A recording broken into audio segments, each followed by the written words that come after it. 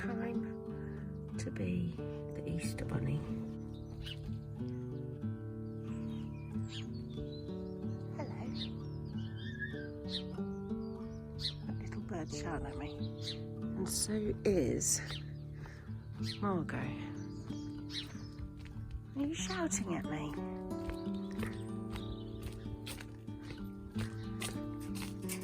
Come on then.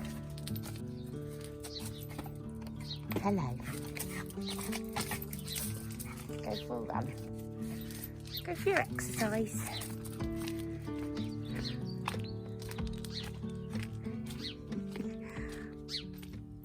Go on then. Go on then.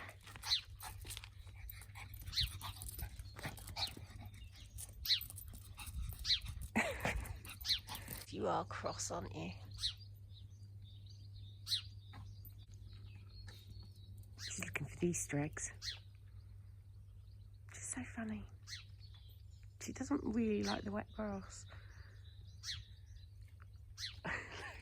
Look. Hiding the Easter eggs, you see. I'll have to put her back in or she'll eat them. So I've got these to go yet as well. Look at that. We've had a little bit of a frost.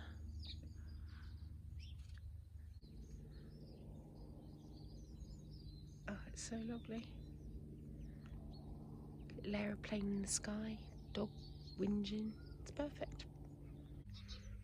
The trouble with having a 10-year-old who's in that bedroom is he's up at crack sparrow fart, desperate for the Easter Bunny hunt, and the 15-year-old has got a headache and doesn't want to get up.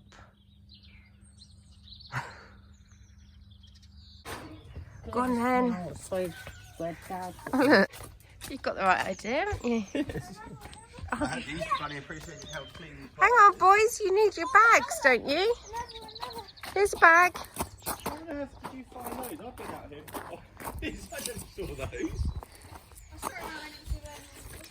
Whoops, I'm not filming. Oh, I don't want you out here crying because it's hard. Although that might be more fun. Just put it up there, love. Hey Ted, do you wanna? Easter eggs are actually hard to find. They're all over the veggie area. What have you found, Bill?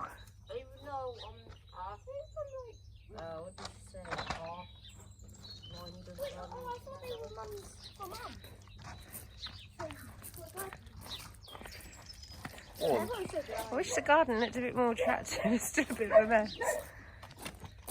Yeah. What you got there, Reese? I've got lots of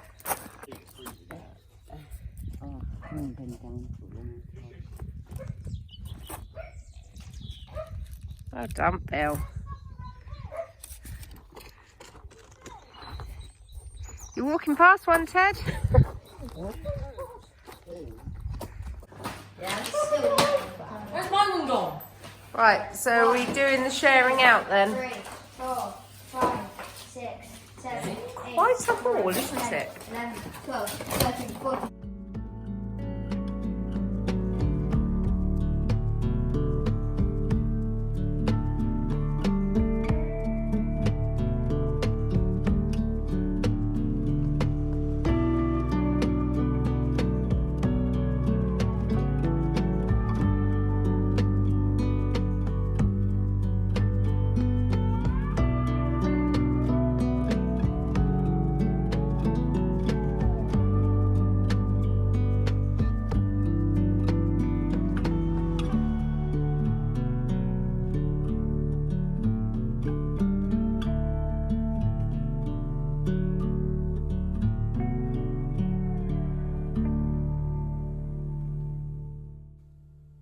I've been gardening non-stop for 4 hours, so you can imagine the mood I'm in.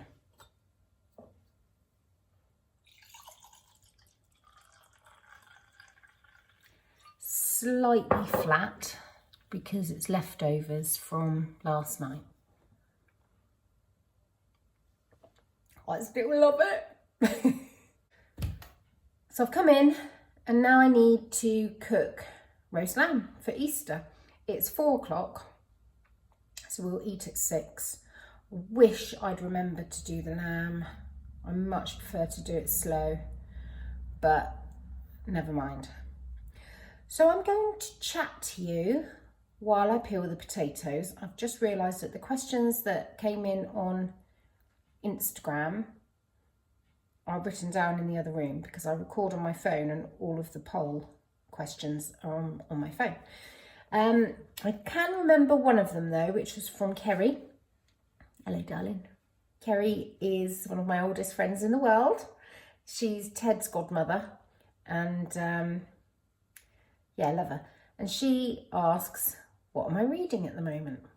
Well, I'm currently reading, because I didn't start the Love Nina book yesterday when I thought I was, and I haven't started it today, though I was going to read all day. This is the trouble with gardening. You get into the garden and you do a job and then you see another job and you start that, and then you see another job and then you start that, and then you realise you didn't finish the first job, so you've got to get back to that. So you finish the first job, see a fourth job, go back and finish the second job. Well, anyway, that's how it is for me. And that's why I've been out there for 4 hours. When I wasn't going to be out for 4 hours, I was going to do 40 minutes and be done. In fact, no, I think I was going to do 15. Ted's been great though. He's been cutting down the periwinkle. Toby's been scarifying the lawn. I have potted up so many of my cuttings that I took a few years ago that were ready for new pots. And I've been continuing with the monster border, mulching, cardboarding. I've sorted out my strawberries. I've done loads. Oh, planted up my blueberries. I must have done more than that, but I just can't think anyway. I've gone off on a tangent, haven't I? So I didn't start the Love Nina book. The book I read on my Kindle at night time is, it's a very light-hearted read. And I can't remember what it's called, so I'll write that on the screen, but it's quite a light-hearted one about a girl who owns a cafe, an artist, somebody who's travelling, an ex-drug and alcohol addict. And it's just light-hearted, and I'm not very far in, and it seems to be quite good fun. But the one that I'm listening to on Audible and I'm enjoying so much is the Anne of Green Gables series. I downloaded the whole collection and I'm on part 8 now. So Anne's a grown-up and she's got kids. You know, no spoilers here because it was written a long time ago. World War I is on, and it's just, I find it quite educational. It's broadening my vocabulary. I love all of the phrases that they come up with, and the characters, that is. And I just love the innocence of it. Nobody's being murdered. Nobody's being assaulted. It's just a rip-roaring good yarn. Right, I'm going to go and get the other questions. Can't see the top of my head just as well. Look at the state of me. I'm covered in mud as well. I'm going to go and get the questions and then start peeling me spuds. Here I am again. I've just remembered on the last time I did a load of question and answers, Valerie D'Amelia, she sent me a whole paragraph of questions to answer, and they were spectacular. She asked some really good questions. I can't find my favourite knife. There it is, hiding under the scissors. My favourite one. Oh, the first question here is from Bex. Bex Creates, who I saw her on Tuesday. And she said, would you rather be chased by a horse-sized duck or 12 duck-sized horses? My answer is 12 duck-sized horses, because I think that would be incredibly cute and I would keep them as pets. Although I I do get a bit daft. If somebody chases me, I get a bit hysterical. And I'm like laughing and laughing, and then suddenly I'm panic stricken, frightened, and I end up in tears, curled up. It's ridiculous. Yeah, because a duck the size of a horse with webbed feet, that could properly do you some damage, couldn't it? But you could ride it and swim on the back of it. You could float on it on a pond like a boat. No, I'm still going to go for 12 duck-sized horses. I love would you rathers. So tell me your favourite would you rather and I'll answer it. And tell me, would you prefer a big duck or 12 little ducks? No.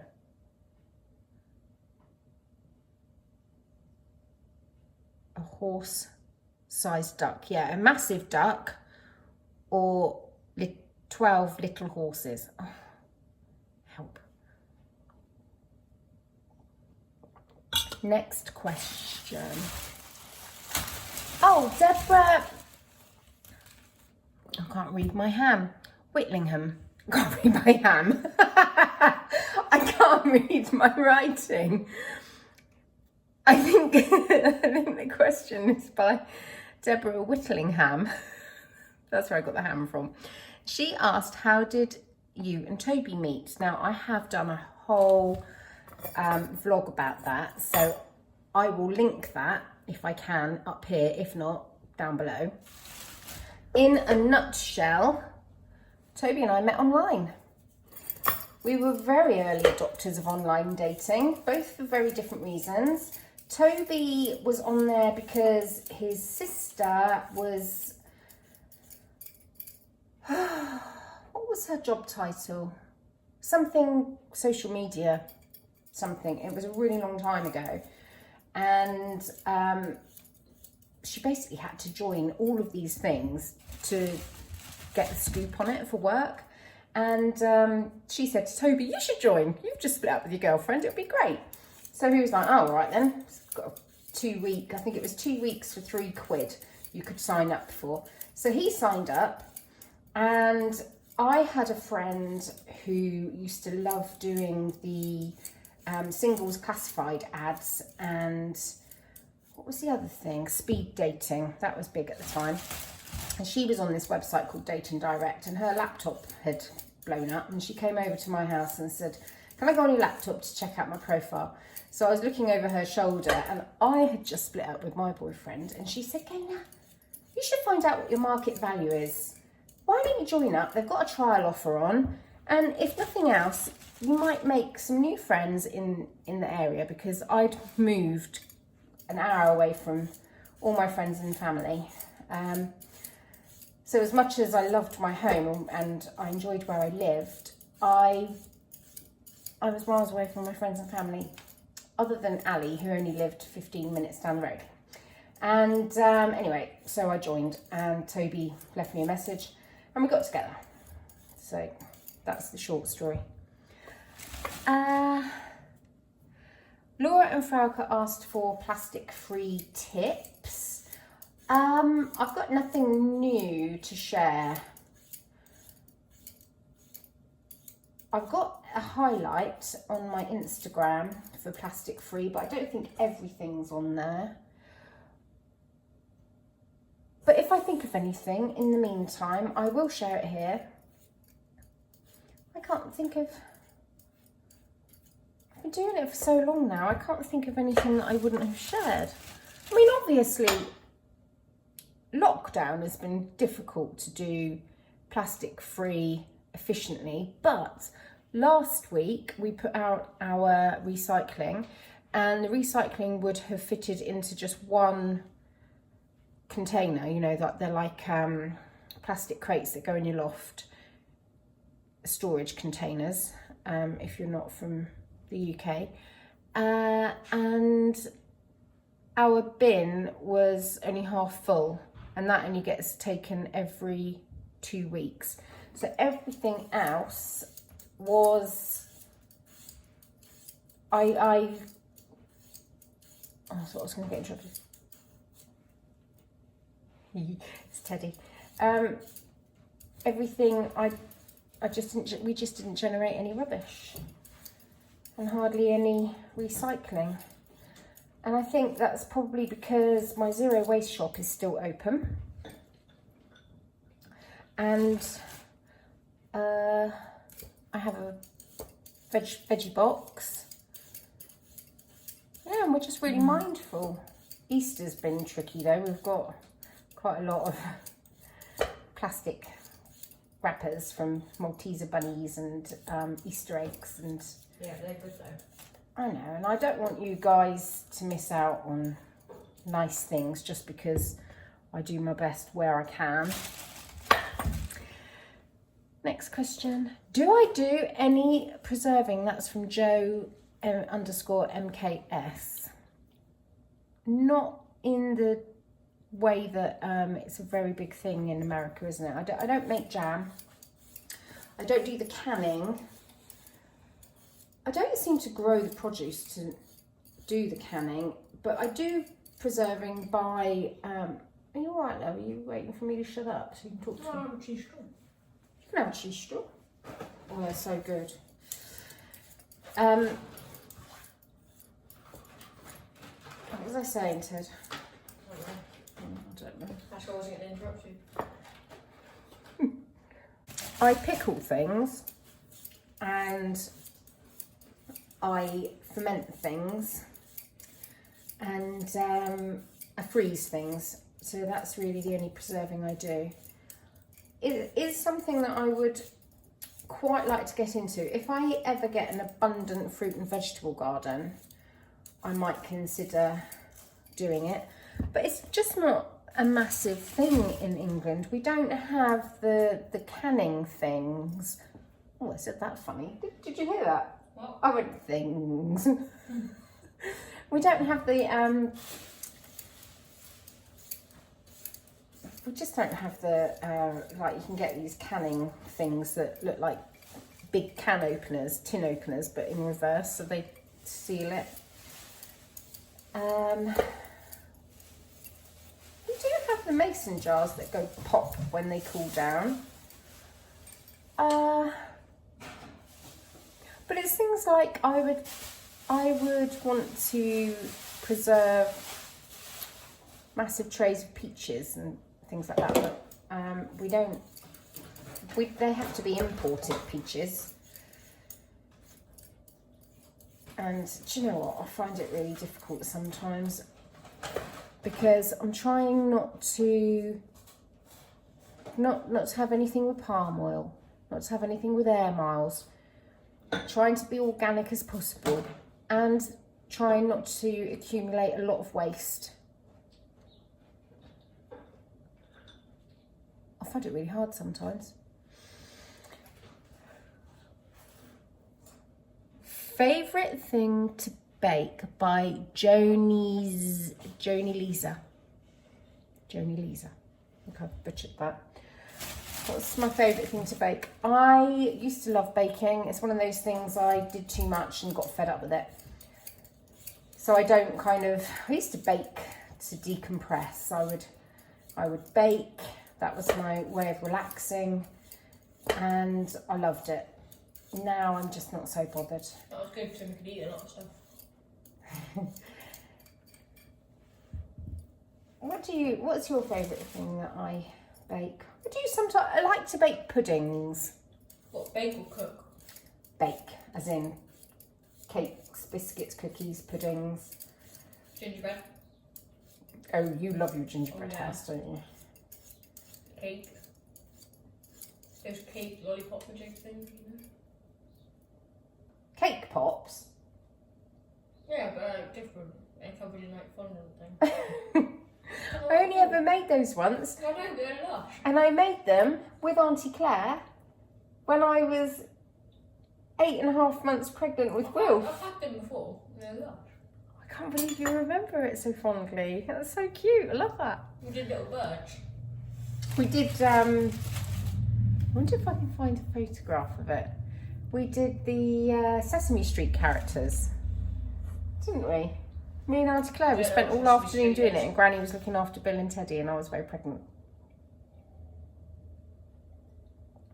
Next question. And then I'm finishing. Oh, another one from Joni Lisa. What am I planting? I've done cobra climbing beans, red scarlet runner beans, violet French beans, scarlet kale, I think I've killed that, sweet corn, 2 types, lark and early bird. Planting a few flowers, some funny little South African squashes, some baby boo pumpkins, I've got some potatoes in, I've got some shallots in, and some carrots, strawberries. Oh, I feel like I've got the sun. That's a nightmare, and I put factor 50 on today. I don't bother. You ought to, really. What? Or you're going to end up dwizzled up and hardy. You're going to look like Wurzel Gummidge.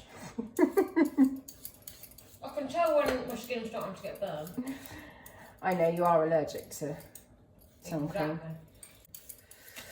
Right, I'm going to go now. Whether I'll be back again later, I don't know. Look, she likes it when the grass is dry. She doesn't like it when the grass is wet. I brought her out this morning and she wouldn't run around the grass because it was wet. Toby and I are going to sit on the swing. This is Strulch, which is a mineralised straw mulch thing. Are you all right? And what are you doing? Picking up your detritus. Oh, that was Ted earlier. On my nice lawn. He helped me pick up the clip the Vinca periwinkle bag. Anyway, and I've laid it here. Oh dear, I've laid it here Oh, I like it when you're not to on kill it, off 'cause I this can grass. Shush. To kill off this grass because I'm going to plant my dahlias there. And the wheelbarrow broke. So all of the gardening I've done today has been without the wheelbarrow, and boy oh boy have I missed it. I'm going to sit on the swing. I'm going to stop you swinging so aggressively because it makes me feel seasick. What's wrong with her? Come here, Marg. There's nothing wrong with her. Look at her. Look how small she is. Right, I have to time it just right. She's gone. Do you know what? I feel like... She's She has bloody gone. She's bloody gone.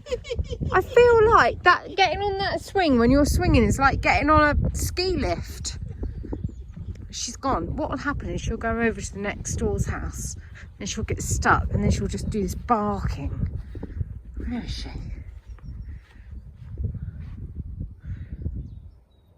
I don't have visual. Oh, there she is.